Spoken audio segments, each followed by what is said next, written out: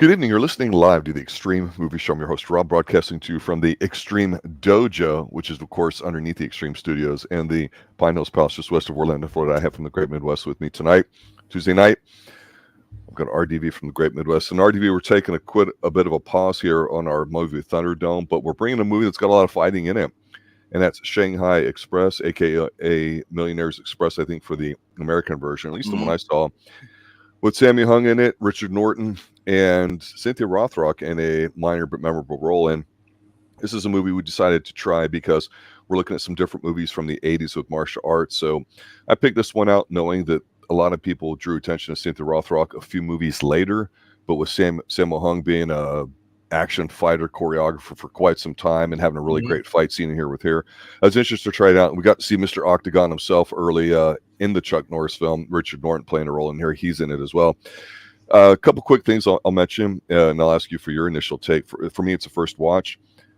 There's some stunts in here that are just 10 out of 10. I mean, there's some incredible action. It's a bit of a dopey, weird film when you actually talk about it and use words to it, and we'll get into that. But overall, an interesting film and not a bad one. And certainly if you want to get introduced to Sammo Hung and some different styles that are definitely in overseas, this is not a bad film to pick.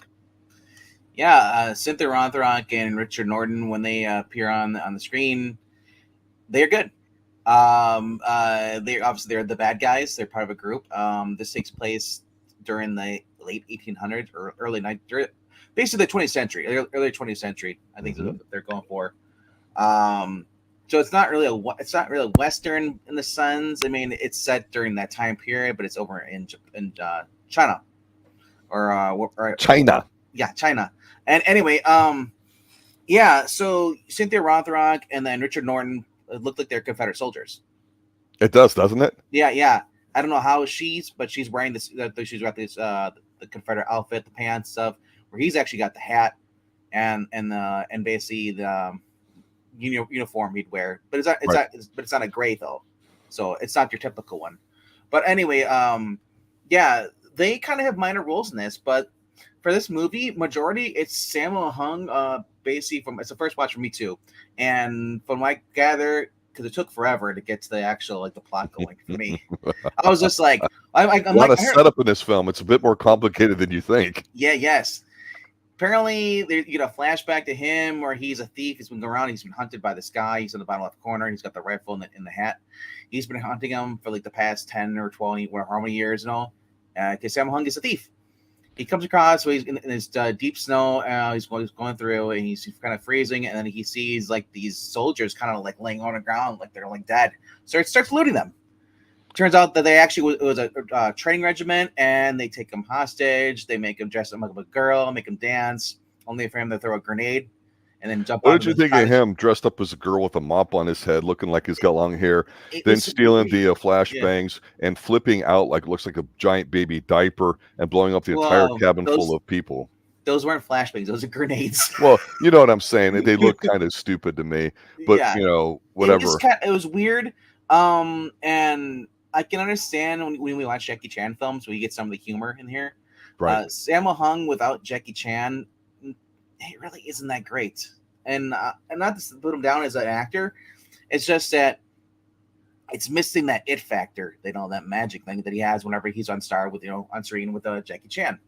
You mean to tell me that a moment later in this opening gambit, when he's being caught by the supposed Interpol agent who when he tricks them and they get in a fight, and then they struggle for the gun and the sword, and then they're holding on to each other, not letting go, and they start rolling down the side of this snow-filled mountain, and then it turns into a giant snowball. I mean, you didn't find that engaging? That's weird. That's the kind of weirdness in Sammo Hung stuff. I go, I don't know if that's an Asian ha-ha thing or Sammo thing. I still can't tell. I don't know, but I mean, it does fit in line with some of the Jackie Chan stuff. But he doesn't. I mean, I don't know. It's what he described is that Jackie Chan, when he does it, his facial expressions, the way he does, is a little bit more goofy, more silly, and more charming. Yes. Sammo Hung is just kind of like, okay, they did that. So then it totally skips from that. We find these bandits want to rob this train because there's gonna be a bunch of millionaires on it. And ends up going back. Sammo Hung ends up going back to his hometown, and he wants to derail the train. That way, the train will stop at his hometown. Because they basically were just robbed by these bandits. We're going to rob the train later on. Yes. Yeah, It's a so resource game, the economics of it. It's quite yes, obvious. just trying to get their town, their small little town, western town, so they can get money. So they figured, hey, he brought some hookers, in there. He's a Uh, pimp. yeah, he He brought them saved in. these women. They're throwing themselves at him. He won't Yep, have relations with them, but he yeah, puts them up in the only hotel in town, so he turns it into a whorehouse. That's smart. pretty much. And everything's going well. He's got the cop, who's not the fireman who's now the cop, because the original sheriff, whatever, he was the one that robbed the bank and left. Hmm. So it's a lot of comedy, a lot of stops like hijinks in here too. But for the most part, like I said, for me, if you're really looking for martial arts, you're looking for fighting stuff, it's the last 16 minutes of the movie, of an hour and a half movie. Yes. Yes. One of the things that stands out here, and to your point, I'll go back here just a moment or two. In the first act here, we get a lot of setup because we have Sammo, the pimp, setting up something. So he's got some resources. The women are solidly behind him. He treats them well, and in turn, they're going to treat him well. They're going to blow up the train tracks so that this Millionaire Express type train can show up. But there's something else on the train.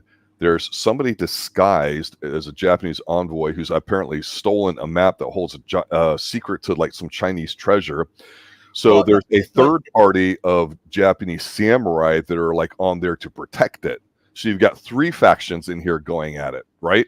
Yeah, basically these are government agents that they have the Chinese map to the Chinese actual treasure, and they got these other ones who basically are thieves that basically want to rob the train and also to get that map, and so you got like the guys who are trying to protect the map, and then you got Sammo Hung who's trying to make money, and save the town, but he's also got the bandits who just want to get the map, and there's like it's like I want to say it's not a cluster, but because you don't know who to root for. There's Sammo. You're like, okay, he's a pimp in this town. There's people in the town you don't like the fireman, like the fireman, but also the stuttering, probably less than 100 oh IQ my gosh! individual. So And they're making fun of that there's some dated stuff in here. I'm like, really? And he's ogling the women. That was kind of creepy.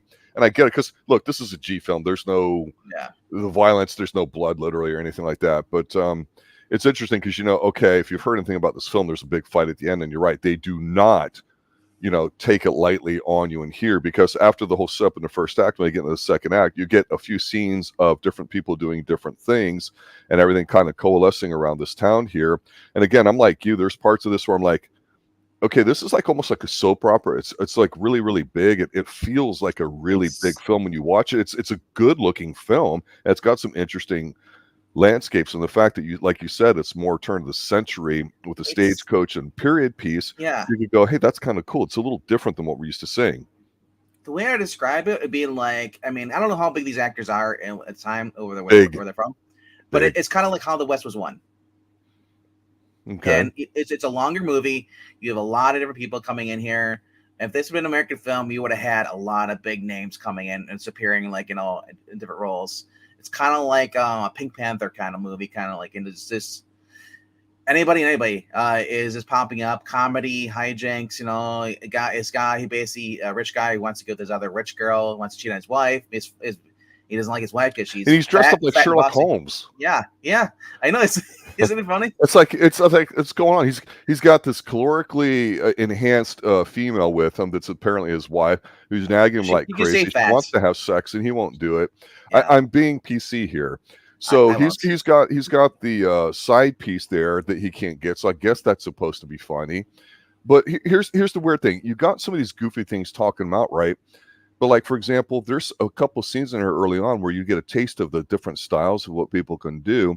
And the one guy, forget his name, in the blue shirt, holy shit, there's a scene where he, because they're watching him in town, he like walks up to the top of the hotel, and then he's like, hey, you're tailing me. And he's like, oh, I guess I've been caught. I guess I'll have to keep following you, or some stupid line, right? Yeah, so you see in one shot him jumping from the roof to the rail and the rail to the ground. And then he rolls in and goes to the ground, yeah.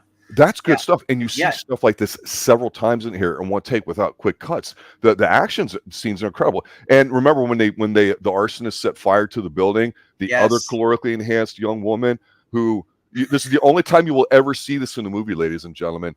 She goes to jump out, and the fire people down at the bottom, they have the giant stretch sheet there that you land on, and it rebounds. You know, it increases the time of your fall, so the force gets dispersed if you want to get physics involved with it. And of course, as soon as she's halfway through it, the entire thing rips, and you see her land flat on the ground. That was tremendous. Yes, and then you got the well, no, just that they're trying to put the fire. They have the ladder up there because he's like, "Where's the ladder?" Well, somebody bought it. Go get it back, you know, because it's basically a competent fire team. Yep. So there's another girl up there too. That the main guy, the main cop, he's in the lower left corner of our screen there, here in the middle. He basically ends up going, taking a blanket, running into the building. There's a lady in there. Find out she's blind. He puts her, you know, basically ties her to a rope in there, and he throws the rope to the guy on the ladder that's up at the roof. And on the count of three, they pull her, and they causes him on the ladder, and then they both fly backwards and land there, tipping over the ladder. Like I said, it is basically like slapstick comedy, but with a lot of exposition, a lot of setting up. Like I said, you almost forget that Sammo Hung is the main star because there's so many main leads they're putting into here. It said this could have been shrunk down to maybe an hour. There is some fighting in here early on between the fire marshal who becomes the cop and Sammo Hung. Because Sammo Hung's gonna blow up. He's gonna basically doesn't trust him, so he follows him on Sammo Hung's on his little motorbike, basically the one you see Indiana Jones, the sidecar. Right. And he's going there, and then he's chasing him on horse. And Sammo Hung basically grabs onto a branch and lets the motorcycle go, and just let the branch suspect the guy pursuing him. So Sammo Hung then steals his horse, leave him there, and the guy's like, "Well, I'm gonna get you. I'm gonna take your motorcycle." I'm like, why didn't he turn it off? He lets his key out. The guy goes to rev it, and he falls backwards on his butt. And Sammo Hung ends up getting away. Eventually, he finds him over by the rail tracks, and he's getting ready to basically, he's got the dynamite. They start fighting, do some kicks. And you see Sammo Hung go through like a wooden railing. You know, there's a lot of that in this. It's basically like you see the bar fights in northern Western stuff. Somebody always gets thrown through a window or into a railing, and it smashes tables and stuff. Everything you expect from that. So, I mean, that is refreshing still to see they do that. Mm-hmm. But overall, the story is just like it's all over the place. Yeah. And yes, you're right. They're stunts. The guy who's following him, Sammo Hung on the roof, and we see that multiple times. Yes. That same roof is used when the Caluso guy, was going to sneak off from his obese wife and go with his mistress. He's on the roof. He's like, oh, excuse me. Like I got another guy who's a bandit who's there, who's basically trying to get into the room with the Japanese people on their side because he wants to listen, see what they have on the map, and. Turns out that the guy who's sneaking off to his mistress, that's where the bandits want to go into that room because she's the old switcheroo. Yeah. So with the hooker. It's just so kind of crazy. As far as the gag stuff. Finally, because his white Inspector Colosso, we're gonna call him, or call whatever. Sherlock.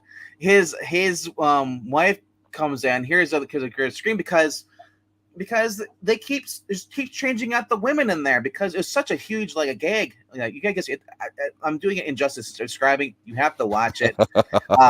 This is we got to put her in this room so she can be here, but we're going to switch her out with this one. So he's going to go see his mistress, but turns out he goes in there with the other one after the first one told him to go take a shower. Yet all the bad guys are sitting there. The one guy is on top of the dresser, and you can see this in full frame in front of the bed, holding up a piece of luggage in front of himself there to try to I'm like, what the hell is going on here? Yeah, and then the guys are inside the wardrobe closet. Other guys are on the bed, and then it's just like no one notices them. They're there, and then so the guy thinks he's crawling into bed with his mistress. Turns out it's actually the girl that was basically hanging out with the conductor, who is really weird. He's supposed to be mentally retarded or something like that. I don't know, but he's kind of pervy too. He's like, because his girlfriend, everybody's told him to go take a shower, so he goes in there, and every time he comes out, he hears a noise. Like, what's going on? And he looks at, oh, okay, and so when Sherlock goes in there, expecting to see his mistress, but she'd already been taken out by the bandits who hit her with chloroform. He goes in the bed and he thinks it's her, but it's actually the other girl that was with the train conductor. Mm-hmm. And she turns on and screams at him. They screams. Then you look outside. Sherlock's wife is thinks sees him, thinks they're cheating. She starts choking that girl that's in bed with him. Mm-hmm. And then finally his mistress comes walking out, and she's like, oh, and so then he gets I thought this was brilliant. We should probably tell them we're secret agents working for the homeland. Oh, And like he's like going for the Hail Mary, shenanigans abound. Agent 2, and this is Agent 3, yes. And then like she's like, oh, it's only two, and his wife's like, only two of you can save the country, and so it's like, oh, impossible. He's like, no, we have Agents 4, 5, 6, and 7, 8, and also they start all the bandits who are hiding in the room come out. I'm here. And then all of a sudden another guy shows up and he's like to the window, he's like, what's going on here? Agent 14, glad you can meet us. He's like, Agent 14. They push him back out the window. You see him fall. To the girl. I mean, the hijinks in this, the comedy, it is funny in certain spots. But one of the cool things about the setup of the hotel, though, Yeah. is you see it kind of in a multiple really angles. sad state, but they dress it up and it actually looks nice, and so it gives you that Western feel, because obviously you're going to see people getting thrown through windows, people coming through the door, multiple people fighting, not just one person versus another. That's more of a character kind of piece. So obviously, like the last act here pretty much sets it up where the train does get derailed, the people do go into town, so now you've got this really active hotel scene. You've got the Japanese samurai bodyguards in there. It's a group of 3. You've got the other bandits. Yeah. You've got Sammo in there, and the whole thing here with Sammo's character is that he's a bit of a wuss ass. So he goes to abandon the girl that loves him, the main whore.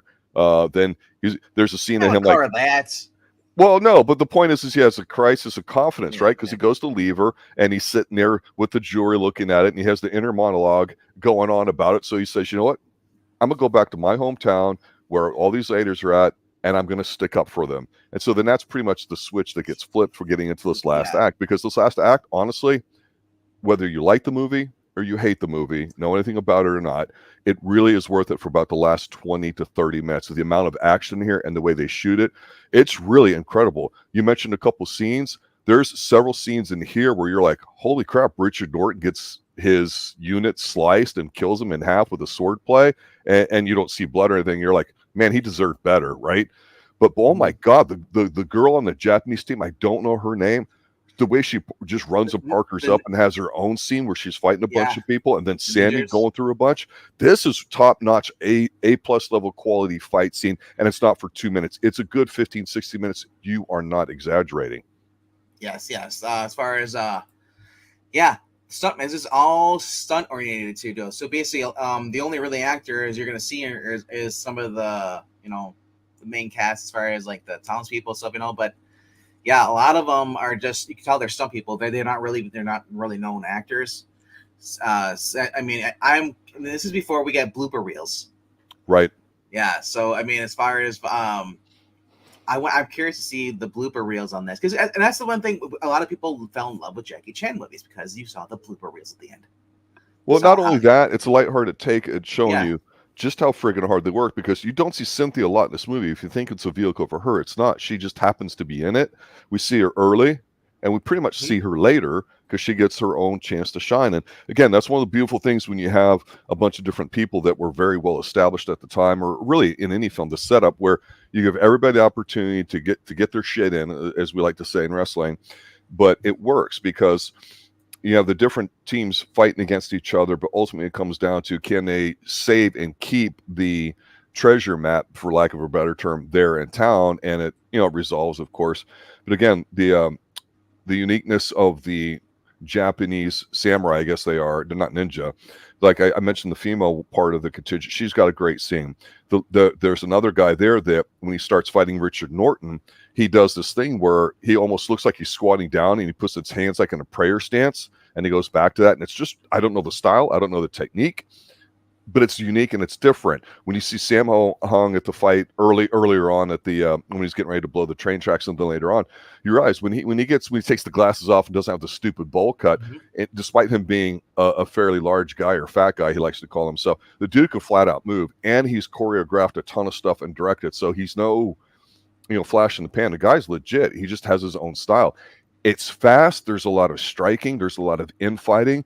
There's not a lot of, at least with him and some of the fighters in here, a lot of the acrobats and flips. But then you flip to the guy in blue, and you see him do this one scene where I'm telling you, it's incredible. Where he's fighting on the second story, and the guy goes to kick him, and he's kind of near the ledge, and he kind of like almost gets like kicked or jumps in the air, and he does, I think, a 720, turns around and still catches the rail all in one shot, and then he kind of like kips up, but he puts his legs through the railing to knock the guy down, and then hops back in to continue the fight. And you're like, holy crap, when have you ever seen something like that? Again, the stunt work and everything here is just phenomenal, and they really do a great job of letting you see that. Not for a second. They set it up, you know it's coming, and then you see it, and you're like, damn it, they did it. Yeah, Yuen, Biuen is the fire chief in this, and he's got a lot of flips and stuff he does in here too. But if you're looking for a Sammo Hung fighting, it's basically a few and far between, but the majority is at the end. Cynthia Rothrock gets a little she gets introduced about half an hour into the movie, I believe. And you see her at the bandit camp by the bridge stuff. They're waiting for the way of the train. Some guy makes a pass at her, and she ends up throwing what looks like a latrine at him. Whatever it was, I don't think it's water. It might have been pee, because he went in her tent and he basically threw it. He's all covered in water. So he basically grabs the sword. He's going to fight against her, and and then Richard Norton steps in, basically kicks the guy's ass and calls him a bastard. Of course, to keep the peace, the guys show it and then figure out what's going on. But then they kick him and say they shouldn't have called. He shouldn't have insulted him. But so you get a little movement, little fighting scene with her in there. But then you don't see her towards the end. Especially what you see up here on the screen here, where she's going against Sammo Hung. And Sammo Hung, his character, his appearance, it's totally changed when you see him in the beginning of the movie. The haircut and everything, he looks all rich and stuff. He just dresses nice, and their fight scene at the end, and like she's like got the upper hand on him. He's kind of getting like a little weirded out. Gets his bell rung. It's a bit sexist, right? Because him and Cynthia like kind of do the thing where they realize they're the last two people in there and they got to fight, and he's kind of like, she's like, come on, like she doesn't speak in the movie, right? She does the hand thing and is looking at him, and he's kind of like smiling, like, no, I really don't want to do this. And so she swats him, and then he's like, okay, it's on. So she beats him up for a bit until he draws basically with the fight. But that fight scene too, if this is what we've talked about before, not just with stunts, but when there's people that are trained in these arts, and Jackie Chan obviously is from the opera school there in China back then. We've talked about that on our last review with him. But Cynthia was a master of like what they call, I guess, forms and katas, but she also has a lot of weapons. And so she's got like 6 or 10 like black belts. She's like, she's legit. I'm not saying she's a contact fighter like Chuck Norris, right? What she used, you see here using sword fighting over in I think it was Magic Order or Magic City, or something we didn't hear channels in the past. Yeah, as she's gone on, they'll give her stuff to do that with, right? Because you play to her strengths, right? So here they give her an extended fight with Sammo, and she doesn't lose. Let's just say that. No. And you see how quick she really is, and they edit it good enough where you can tell it's maybe like 25% sped up, I think, just from what you can tell. But these are the sounds and the quickness to it, and there's that rhyming and the tempo to it of the feel of the fight that you're watching, where you don't have those vomit-inducing shaky cam stuff that you would get, like, say, in the Jason Bourne films or other things. It really shot well where, okay, this is going to be a fight scene. And it's like when you have the old Mortal Kombat games, you forget how good the background is, just bare as a place for them to fight. And so you get that here. All these scenes are staged in such a way where, like, okay, it's a sparse looking movie, even though it feels kind of big in a lot of different areas. But you're having a big fight. It's a Western. It's got to happen in the hotel in the bar. And I love they built these sound stages just to destroy them. Exactly. Everything gets beat up in here. Yes. Everything and anything is a weapon. Richard Norton actually has a fight here too. Towards the end here, he goes against one of the Japanese guardsmen that was holding the map. And they kind of like he kicks the guy, and he basically round kicks him. So the guy he puts his head to the left, and he basically, because he kicked him in the face, so he starts going in a circle around him, because that's how much he kicked him in the head hard. And like I said, I love the fight scene, and Richard Norton kind of being a bad guy, but not like he was in the other movie. In the Octagon, he was a prick. In here, he's just a tough guy. Yes, he's muscle. Like I said, you're not going to see, if you want to look for more of him, he's in Mr. Nice Guy, Jim Cotta. He's also in Rage of Honor, 2. He did, like I said, him and Cynthia Rothrock became like known as the Dudikoffs, or the B grade Dudikoffs, in the 90s, because Dudikoff Dudikoff was was like never A grade. in my he was A for American Ninja, bro. But no, like I said, I think more people probably know heard of Dudikoff than I heard of Richard Norton. So that's why I think Richard Norton's kind of like the B version. He did the not more popular. He wasn't really in canon films, was he? Not to know of. I don't think Rage and Honor was a canon Richard film. Norton started off, he's Australian. He Yeah. started off as a, like, not bouncer, but like muscle, like security types, the tough Yeah. guys that would travel with groups. So like I heard he got to start with ABBA, which is a phenomenal band. So he had obviously been doing martial arts and then got into it. So he's done some stuff even recently, even though he's older. He's a legit guy as well. So Yeah. the type of movies he would get into, for lack of a better term, he's the Dudikoff type things. And same thing with Cynthia Rothrock, even though she's well known and extremely good. And you and I have talked about this a lot here on Extreme Movie Show. The purpose of doing this particular movie tonight, it's a first watch for both of us. It's got somebody that we've done one or two movies on, and Cynthia and some others. It's a little different, so we're trying to expand our horizons here. But again, we've talked about a lot how the action scenes in American action films in the 80s have changed, and we said by about 84, 85, 86 things have really changed a lot. And while the ninja craze from canon was incredible, this kind of stuff was going on overseas for a long time. So everybody that thinks Indiana Jones is a great movie, and while it is, and there's extended action, but that's not the only movie that does stuff like it. You take this here, again, a goofy ass movie, but the last 15, 20 minutes of it, it's as good as any action movie that you're going to see in terms of the stunts and the choreography and all that. You don't just get better because time goes by and you've got better cameras and everything else there with it too. These are a lot of people. You don't see a lot of mistakes. You don't see a lot of things being hidden. It's right there in your face. Thank God for Hong Kong style. I was looking up it's currently Richard Norton's IMDb, and I was going through like, what did he do? Because he did this movie, and then he did The Condemned. Magic Castle. But guess what was before this? American Ninja. He's one of the MPs. Yeah, and he was in the Octagon, and he did some stuff recently too. But his first movie, the claim to fame, was the Octagon. That's what got him in there. And he said he started doing some canon stuff. Jungle Heat is in there too. Some China O'Brien, which is another one. Cynthia Rothrock. Lionheart, he's uncredited. He's one of the components the guy was fighting against. On the video they're watching. Okay.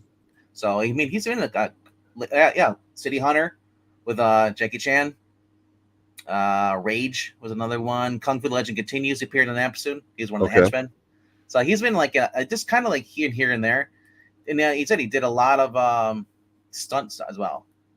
So it was such a small world for like Australians and Americans. Like I say, they're bringing the arts craze over here to the United States after the war and such. But again, overseas, this stuff's been going on forever. So we talked about the Shaw Brothers versus Golden Harvest and the different countries that the martial arts come from, what they choose to do, whether it's on back to Thai Warrior and all this acrobatic stuff, and how you got sick of seeing 3 or 4 shots from different camera angles of the same thing, but it was unique, right?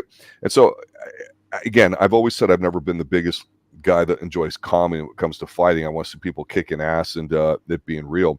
That's why when you see Cynthia in here, she's legit, she looks tough, she's got that natural ability where she's just not these 120-pound girls that can take on 20 guys. Here she gets her ass beaten, tossed around. You see her taking the hits. You see her dishing it out.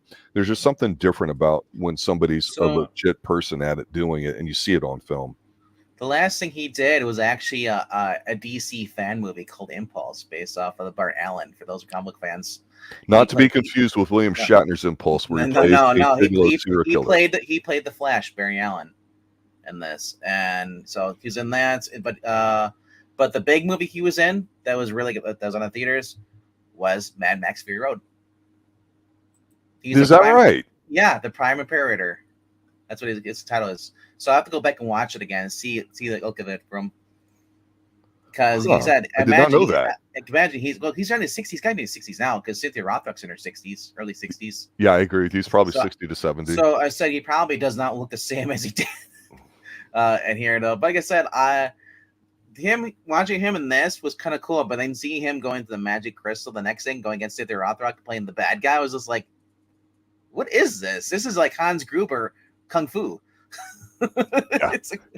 Yeah, exactly. He's got that look, right? He It does. does. It does. It's like he'll never shave the beard, right? He probably No, still has no. it to this day. He's probably just gray and white. Yeah. But overall, getting back to this movie, it is very long. At least, I mean, as far as sense is that we're getting to the actual plot, the fight scenes. This is like Invasion USA, and I'm waiting for Chuck Norris to do a kick, and it's only one at the end. And it's just like, I was not expecting this. I was expecting more kung fu, more karate, more the train, like actually like jumping on a train and robbing stuff. Right. But No, it's a movie. yeah, Rob and I were It's not a talking about goof. this beforehand, and I can see how Shanghai Noon with Jackie Chan was probably inspired from this a little bit. Who doesn't love trains in movies? Westerns and kung fu. It's a winning combination every time you do it. It's hard to Right? mess it up. Right. And it makes more. I guess it worked more with the American audience to have have Owen Wilson being there with him, versus having just the Americans being at the end, kind of being like nobodies. When you do crossover stuff, and we mentioned it with Jackie Chan, right? He spent a lot of time trying to break into the American audience because it was very lucrative because he's already a star over there. It took him a while before that actually happened. He did his stuff, said, screw this, I'm going back, and that's what he does. And so, yeah, obviously the studio system over here and the way they want to do things is a different experience than what people get over there. And I think our tastes tend towards the people that are the true artists, where, if you're a stunt coordinator like Sammo is, and you grew up kind of like a Jackie Chan or a Bruce Lee, where you've got a lot of training since a young kid, what's the best way to maximize your talent? Cynthia, she didn't grow up to be a movie actress. She ended up being one. Same thing with Chuck Norris, and same thing with Schwarzenegger. So you can say whether they're good actors or bad actors, but the one thing they carry with them is the natural charisma they have of being an expert in their field. And that's lacking today. Most people, run a cycle, gain 20, 30 pounds. They've got these overly extensive choreographed fights that, might look good or might be whatever, but they're just kind of missing the essence of it. So this movie made me think of something I wanted to ask you, because we have not reviewed this film, and I watched it, and I don't think you did. Anybody that saw the new Amazon movie with a remake, allegedly, of Roadhouse would understand that the fight scenes in here, you got Conor McGregor, who just ran a super cycle. He probably put on 30 pounds, even though he's only like probably 5'8", 5'9", going up against a guy maybe 185 pounds, and Jake, who's too lean in this movie, in my opinion. He should have probably about 10 more pounds on. They make Jake look a lot smaller, and the fight scenes, they choreographed it, if you watch the behind the scenes thing, of 1, 2, 3, 4, and they show you how they do it blue screened out. So it looks really good, but there's something weird about it when they're hitting it and when the camera rotates. I don't know if it's really comic bookish or if that's what happens in those films. But again, a movie is like that, as good looking as the film can be, it's very empty and hollow because it doesn't have this kind of stuff in it, even though Connor's a legit fighter. You can't just throw somebody in there. You got to make it work. So I know you have no desire to see the Roadhouse film, but it'd be interesting, in my opinion, if you saw the action in there and said, okay, compare that to a film like this, where yes, you got your choreography, your stunt work and everything else there too, but still impressive to watch. I mean, fall is a fall, right? But how you set up and watching somebody do it and land is still cool. It never gets old. I want to watch Roadhouse 2, the sequel, because Richard Norton in it. Is Richard Norton in that too? Yeah, he's in the sequel. Damn it. Is he? Yeah, he's in that. How did I miss that? I looked up the girl that was the Japanese ninja that was basically like doing all the flips and she ran up the building in this movie. Parkour. Who doesn't say that now? He runs up the wall. Parkour. Yukari Oshima is the actress. She's done nothing that I've really recognized before, but I mean, she's done some other movies, Tiger Angels, and some other she impressed me. Angel the Kickboxer, Hard to Kill. Well, our brother, like I said, I'm looking at their IMDb, and maybe might have to start looking some of the stuff she does.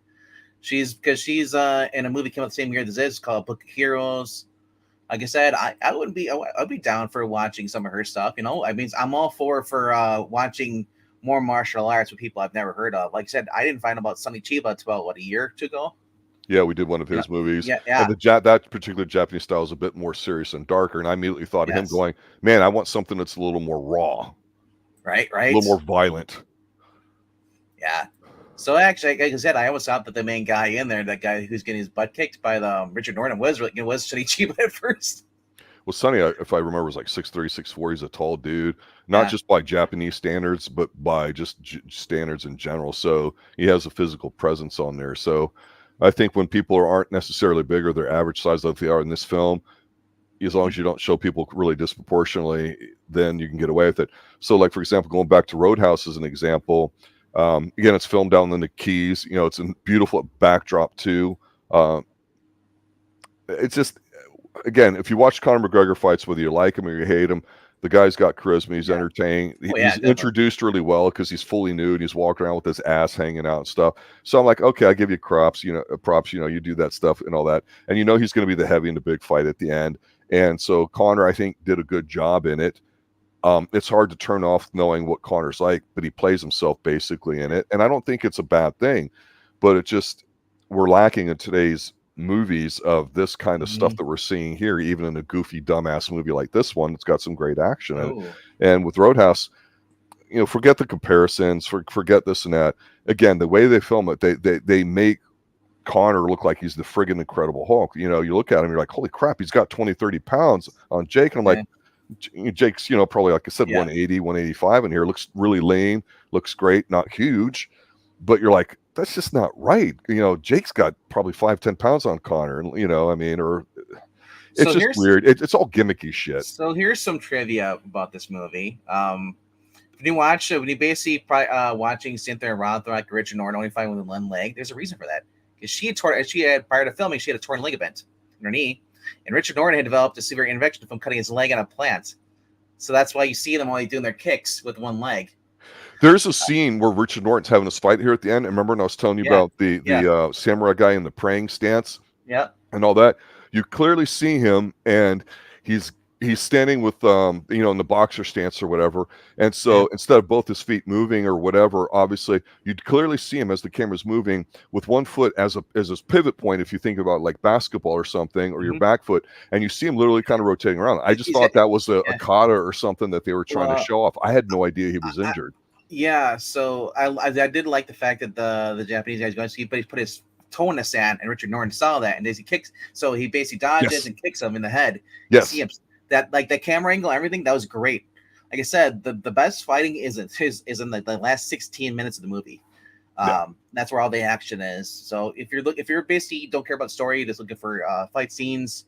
Like 30 minutes into this movie, there's Cynthia Rothrock and Richard Norton are introduced. You get a little fight scene there too.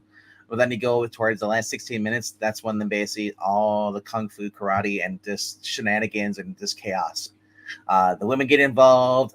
The prisoners get involved. They just have to protect their pimp. That's just rules of the street. Other thing was that basically while filming her fight scene with Sammo Hung, Cynthia Rothrock kicked Hung's stunt double so hard in the side of the head that he bled from a ear, apparently. Also in the burnt rooftop somersault scene, you see that? Yuen Biao suffered a broken leg. Wow. Yeah. It's weird because with the fire that's going on, the top of the guy's trying to rescue the person at the top of the building, and so they have the fire. They have it's kind of a cool stunt where they've got the ladder being hooked on and people are holding it. And so they throw like a rope over there, and he basically runs with the lady and kind of catches it. But the way they do it, it like catches the momentum and goes almost all the way to the ground, like it bends and doesn't break or whatever. That was kind of neat too. And that's of course when we see the one lady jumping out, and then you're like, damn, what a good stunt. And then you see the fat lady fall and hit the ground. It's like, okay, you give me this real class stunt, then you throw something goofy, and it's like very discombobulated that way. And that's, again, that may be something for an Asian audience that they're used to seeing that we're not. So we look at that as being inconsistent. So I don't want to totally shit on it. You know what I mean? Like I said, this is a style that you saw in Golden Harvest with Jackie Chan. You usually see something like, really cool stunt, but then followed by something kind of dumb. And especially with the Ed Sammo Hung was involved with, it. But I'm also looking up too. Apparently, this is the fight between Sammo Hung and Bao Yuen proved a perilous to film because Hung had basically kicked at Yuen so hard in the chest that later that he's unable to draw breath. Required assistance from Carlo Chen basically to who's a stunt double to help him start breathing again. and because Chen, who was basically injured, when Hung flipped him over his head, he landed on the back of his neck. Ugh. Well, in this big Yeah, fight here at the end, there's yeah, that one stunt where, again, the one guy in blue, I think it's him still. He he's fighting like on the bar top, right? And then there's yeah, stairs that kind of go up and crisscross right behind him. So you see him kind of get kicked and flipped, and he literally lands laying across both beams on it, and he kind of rolls up and then flips up all in one camera take where you see the camera kind of go around and you see him like trying to roll up, and you're like, I've never seen that before. That's yeah. really, really cool. So this movie is like I said, I was shocked because I mean, it's a 6.9 out of 10 over IMDb. That sounds about right, though. Yeah, yeah. Um, and probably it's probably higher reasons for just for another just a story. Probably just for the fighting scenes, I imagine. Yeah. And the stunts. That's your big cup of tea right here. As far as if you're, when it comes to this movie, it's the story's weak, but it makes up with the stunts and all the fighting. I'm trying to look at this. So basically, this in Hong Kong and particularly their box office made 28.1 million. I don't know if that's good. It doesn't. Well, It that was doesn't. back then. Yeah, And then you got to look at what their budget is. If their budget was only a couple million, that's 5 to 10 return. That's phenomenal. Yeah, Anywhere you take it. The problem is it doesn't show their budget according to Wikipedia. Right. But apparently in 2021, Eureka Entertainment, which is another really cool site, you guys gotta go look up Eureka Entertainment.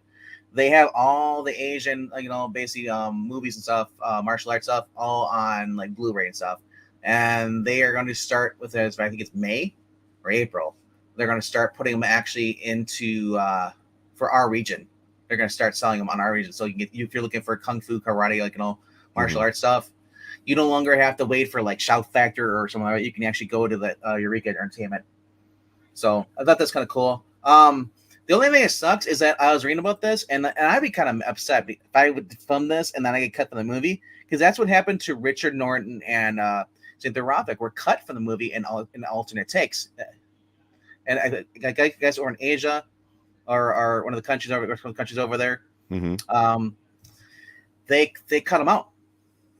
It happens. It happens all the time. Yeah, and so for the American, I mean, they're put in for the American touch. That's why in the American movies you have them. And like I said, they renamed it Shanghai Express for Americans, which I guess makes a better title. I don't know what's better, Millionaire Express or Shanghai Express. For the American audience, I agree. Shanghai sounds right because you immediately associate that because, again, when you hear murder on the Orient Express, it's kind of generic, but you associate it with the faraway thing. If you're an American, you hear Shanghai, you think, okay, war, something like that. It's something in Asia, and that fits. Millionaires Express is probably good enough for the Asian audience because they will know exactly what's going on, probably can tell where it was filmed. Macau is another place, too. That's a big gambling place. And it's known as China Warriors in the Philippines. Yeah. So some of these, I know that in chat, some people were like, hey, where did you see it? I did see a decent copy on archive.org, which here in the United States is pretty good. You and I always talk about Tubi TV. We do not, it's like with stocks, since we're not analysts, we can't tell you to buy, cover, short, or sell, or any of those things. We cannot tell you what to do or go surfing or sailing the 7 seas because that you do so at your own risk. And we, of course, don't risk ourselves here on the channel, even though we're extreme. But it is interesting because some people from different regions have let us know where stuff's out. Somebody a while ago when we were talking these films mentioned the Criterion channel or the Criterion collection with some stuff, and they looked like they had some good stuff at the time, I recall. You mentioned this stuff going on. And for some reason, it's kind of weird because, again, we were able to find this. It's not readily available like on Amazon or anything. Maybe it depends on where you're at. But I just got a notification today in my emails because James Bond, they always are updating their box sets and they're doing like Blu-ray transfers and stuff. So apparently they are going through the old Bond movies. And like the very first time you see James Bond, he's at the casino with the woman he's going to bed later and all that. And it's the one where he's lighting up the cigarette and they say, Mr. And he goes, Bond, James Bond. And he's got the cigarette dangling on the corner of his mouth.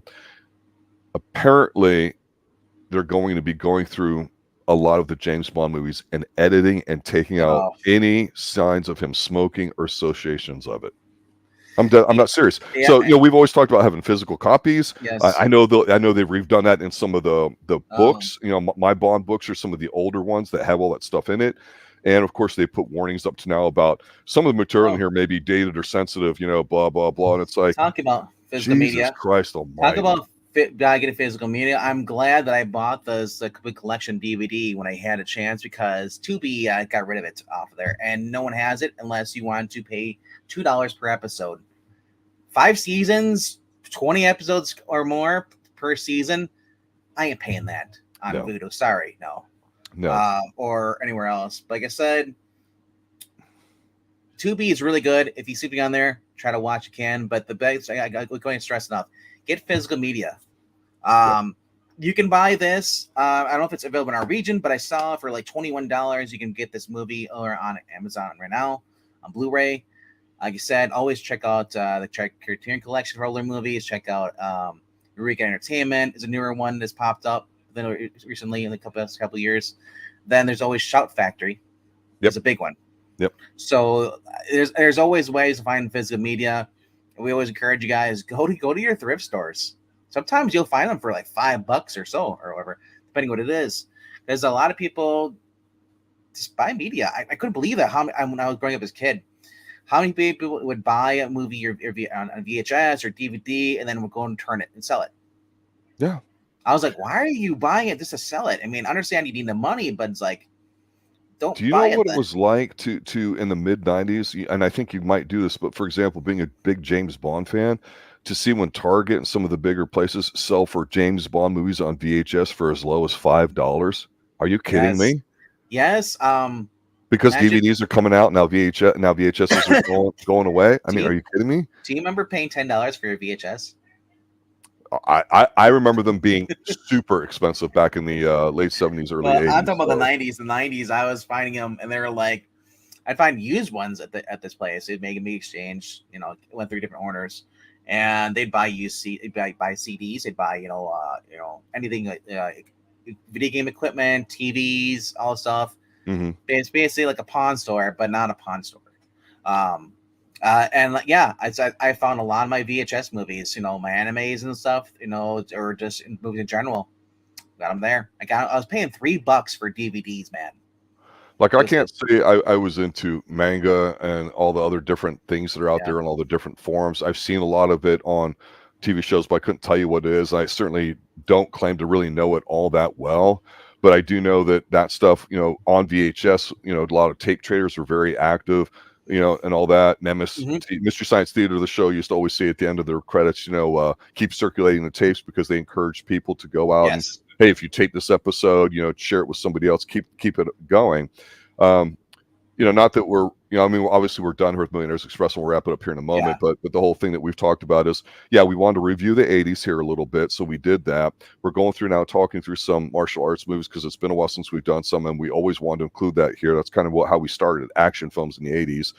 One of the things I wanted to mention actually recently, because I know we've gotten some feedback on it, with the Easter holiday coming up, I'm going out of town on vacation in a week or two, so I may be off, but the young 20-something Professor Pixel and I, we tackle a lot of different things, and being a completely two generations behind me, one of the shows that we decided that we wanted to cover recently for our season 1 reviews on Extreme TV is Columbo.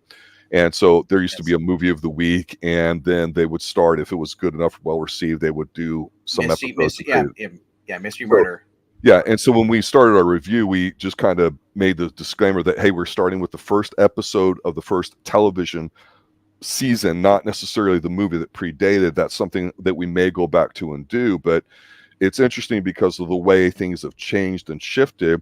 I know that he's been impressed, and I don't know if that's the right word, but obviously Maranya and other people here in channel have been around a long time with TV.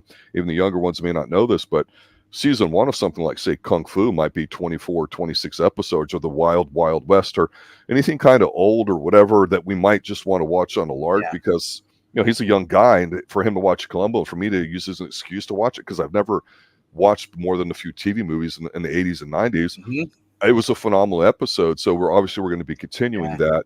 But it's just those things that have changed over the years. You think TV or movies are going to be a certain way, and then every 10, 15 years or so, something comes up technology-wise, business-wise, and it changes. This movie is a perfect example. Why can't you find this somewhere? I'm just saying you definitely would recommend going and check out those TV movies, because diehard Columbo fans consider that to be part of the show.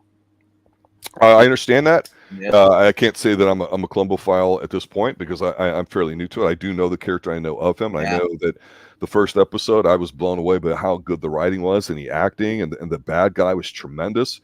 So we've covered that there too. But I wanted to let people know that it's not like we ignored it or thought it was shit. It was just a decision we wanted to make. And season 1 was particularly long because if we dive into some shows like Mission Impossible, we found out really quickly that a lot of them are pretty much cut and paste, which isn't a bad thing, but Mhm. sometimes there's not really an idea or concept to talk about. And even in this film, it doesn't have to be high art conceptually to talk about. There's enough to ooh and all about the actors, relating it to other movies. We've talked about the styles and the scenes, so that's Yes. cool. But if we're going to go do like say X-Files or Millennium or Incredible Hulk or some other TV show after this that's going to be really, really long, we want to have a little bit of depth to it. Not that we're Yeah. intellectually snobby about it, but we want something to be interesting to discuss. That's really what it comes down to on those sessions. Also, Columbo's worth it. I would strongly recommend that anybody who's watching right now that is wants or has a TV show that you think that we should review or check out. Let us know Season down in the 1. comments. Yeah. It has to be a season 1. Just let us know down in the comments down below or in the live chat right now. Let us know, because obviously there's a lot of shows that came out. They're all cool ones, and I know a lot of them that Pixel has not seen. I know he's never seen Sliders. Right. I don't think he's watched X-Files, but we got TJ Hooker. There's Miami Vice, Magnum PI. And I would say, because some of these are like 24, 25 episodes, I wouldn't say we do every single freaking episode, but I'd say at least do 5 or 6 or 8, just kind of get a feel for it, because a lot of these they're copy and paste, Miami Vice, there's some that progress, and then there's a lot of them are just kind of just standalones. Yeah. Yep. Fillers. Yeah. So, and that's kind of what the 80s was. Magnum PI wasn't really, I don't think there's anything really subplot going on, where Monk actually had a subplot, for the very beginning. But like I said, yeah, there's a lot of cool shows. So if you guys have recommendations, we're always looking for recommendations, right? And whether it's TV shows or movies like this, martial arts movies, we're gonna try and keep it into the 80s at least for now, and just trying to find out martial movies that Rob and I have never seen, and kind of like review them. So that's kind of what we're doing. With our plan is at least for the next couple of weeks. Yeah. We're pretty flexible, and we flow with things too. And I think the TV thing's interesting because, again, we've done Kolchak, we've done Haven, we've done The Prisoner, we've done a lot of things, and it's not always been the same cast of crew. You guys have done some stuff on your own, so it's pretty neat. But the whole idea of doing the season 1s is if something got really hot, then maybe we'd do a season 2. And I know that Twin Peaks was one of the funnest things that Pixel and I did. We had a lot of fun with it. And especially season 1 just being tremendous, and it blew him away. And it's so cool to sit there and talk about something that you really like and enjoying while you're doing it, and allows me to kind of go back and go, yeah, this still is really good. And then we end up doing, of course, all the seasons of Twin Peaks because we loved it so much, and Dark Shadows. I blame you for the Dark Shadows, because I'll never hear the Dan Curtis thing ever. That's all I'm going to hear. He's never going to stop. Dan Curtis stole that from Quinn Martin, so Pixel has to learn that too. That's why I always bring it up, because Quinn Martin was a god with the Fugitive and the Invaders and some other stuff too. I think he did Canon as well with the judo chop, but I can't get anybody on my side about that. TJ Hooker's enough thing. All right, let's wrap it up here.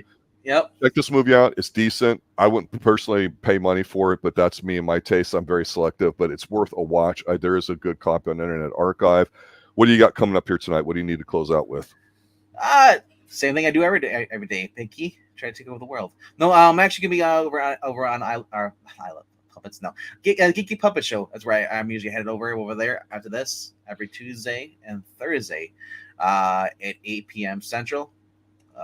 9 p.m. Eastern, just talking about comic books coming out this week. So if you guys like that, and subscribe. Obviously, subscribe here if you haven't done so. Please go back and watch some of the content. I throw up the For You thing, so when you go on the page, it's going to recommend videos you may have not seen. It's based on your interests, things you've watched in the past. So I'll kind of gonna see how that works out. If you guys get annoyed with it, let me know. I'll take it off. Whatever. We'll fool around with that because we got a little older content. We're trying to regurgitate that with a bigger audience on it too. And Eric Breen's absolutely right. The audio of the Extreme Movie Show is brought to you in color. In color. That was a big deal back in the day, and I can still hear that. We should just end with the national anthem after time we were done. Well, unfortunately, with the national anthem, I got to say this. My Lou Rawls one and Linda Ronstadt still get a lot of hits. Obviously, Rob's Redskins review is on hiatus right now for some reasons. I have some issues with whenever I try to upload an old archived copy of the national anthem, even if I put up the copyright notice, which I've done on one or two things, but those seem to do well. So you can't beat Lou Rawls and you can't beat Linda Ronstadt. And you can't just beat national anthem. I think Linda's was at a baseball game. Easy Eric Red. Just saying. And the video is in color. Anything else, RDV? Nope, that's it. Thank you guys for tuning in, and we'll see you on. Look for another review coming up this Thursday. Good night now. Later, guys.